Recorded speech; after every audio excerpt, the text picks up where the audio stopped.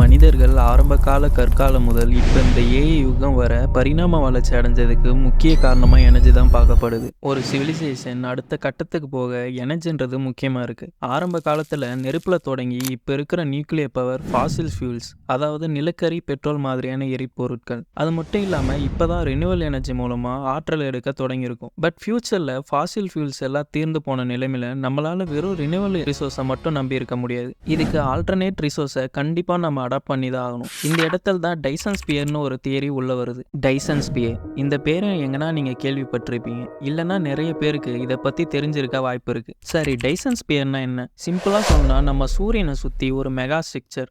எதுக்குன்னா சூரியனோட மேக்சிமம் எனர்ஜியை கல்டிவேட் பண்றதுக்கான ஒரு தியரி. புரியுற மாதிரி சொல்லணும்னா சோலார் பேனல் வச்சு சூரியனை கவர் பண்ற மாதிரி. பட் எக்ஸாக்டா சோலார் பேனல் கிடையாது, ஒரு அசம்ஷனுக்காக சொன்னேன். கேட்க ஏதோ சயின்ஸ் ஃபிக்ஷன் படத்தில் வர சீன் மாதிரி இருக்குல்ல. நாம இந்த வீடியோவில் டைசன் ஸ்பியர்ன்றது ரியலாகவே பாசிபிளா, இல்லைன்னா இந்த மாதிரி டைசன் ஸ்பியரை இந்த யூனிவர்ஸில் நம்ம எங்கன்னா கண்டுபிடிச்சிருக்கோம் பற்றி டீட்டெயிலாக பார்க்கலாம். டைசன் ஸ்பியர்ன்ற கான்செப்ட் முதல்ல எப்போ ஆரம்பிச்சதுன்னா பிசிக்ஸ் பாலிமர் ஃப்ரீமன் டைசன்றவர் 1960 ஒரு சயின்ஸ் ஜேர்னலில் பப்ளிஷ் பண்ணுறாரு. இதுதான் ஃபர்ஸ்ட் டைம்னு கேட்டிங்கன்னா கிடையாது. இதுக்கு முன்னாடியே 1937 ஓலஃப் ஸ்டெல்ஃப்டன்ற சயின்ஸ் ஃபிக்ஷன் நாவல் ரைட்டர் ஸ்டார் மேக்கன்ற நாவலில் இதை பற்றி எழுதியிருக்கிறாரு. சொல்லப்போனால் ஃப்ரீமன் டைசனே இதிலிருந்து தான் இன்ஸ்பயர் ஆகி இந்த தியரியை பப்ளிஷ் பண்ணுறாரு. ஓகே, டைசன் ஸ்பியரை நம்ம எதுக்கு கன்சிடர் பண்ணணும்?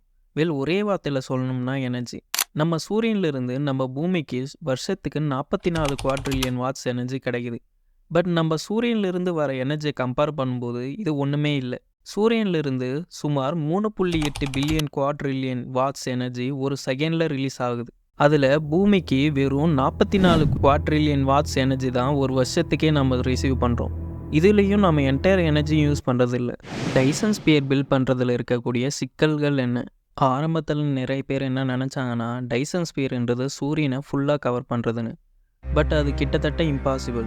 ஏன்னா டைசன் ஸ்பியரை பில்ட் பண்ணுறதுக்கு நம்ம சோலார் சிஸ்டத்தில் இருக்க என்டையர் பிளானட்டும் ஆஸ்ட்ராய்டும் யூஸ் பண்ணாலும் நம்ம சூரியனை முழுசாக கவர் பண்ண முடியாது. ஃப்ரீமன் டைசனே ஒரு இன்டர்வியூவில் ஸ்பியர் மாதிரி ஒரு ஸ்ட்ரக்சரை பில்ட் பண்ணுறது இம்பாசிபிள்னு சொல்லியிருக்கிறார். அப்படியே பண்ணாலும் சூரியனோட கிராவிட்டினால அந்த ஸ்ட்ரக்சர் ஸ்டேபிளாக இல்லாமல் கொலாப்ஸ் ஆக தான் நிறையவே வாய்ப்பு இருக்குது. அதுக்கு பதிலாக டைசன் ஸ்வார்ம்னு இன்னொரு தியரி இருக்குது. அதாவது சூரியனை ஃபுல்லாக கவர் பண்ணாமல் பார்ஷியலாக கவர் பண்ணுறது.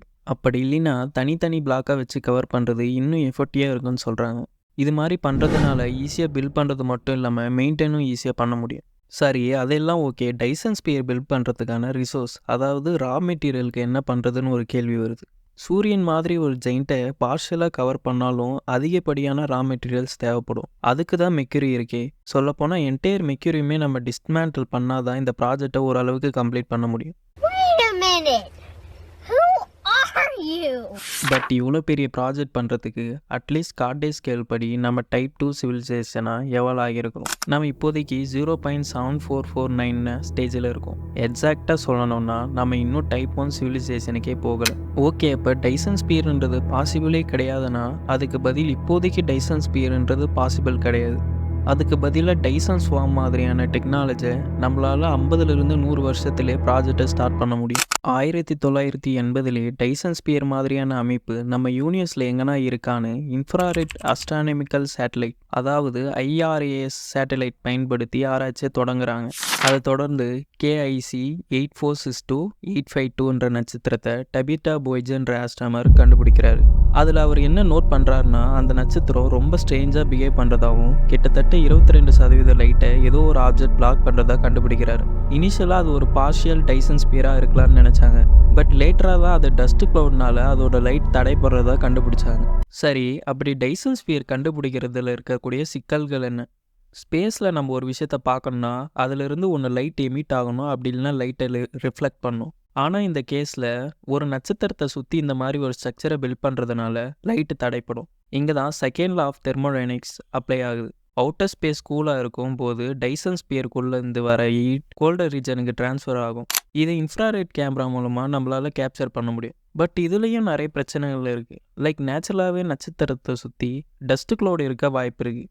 அதை நம்ம தப்பாக டிடெக்ட் பண்ண வாய்ப்பு இருக்குது. என்னதான் நம்ம டைசன் ஸ்பியர் இருக்கிறது இன்னும் கண்டுபிடிக்கலனாலும் 2 ட்ரில்லியனுக்கும் அதிகமான கேலக்சிஸ் இருக்க இந்த பிரபஞ்சத்தில் நம்ம விட அட்வான்ஸான சிவிலைசேஷன் இருக்க நிறையவே வாய்ப்பு இருக்குது. இதை பற்றி நீங்கள் என்ன நினைக்கிறீங்கன்னு கமெண்ட் செக்ஷனில் கமெண்ட் பண்ணுங்கள்.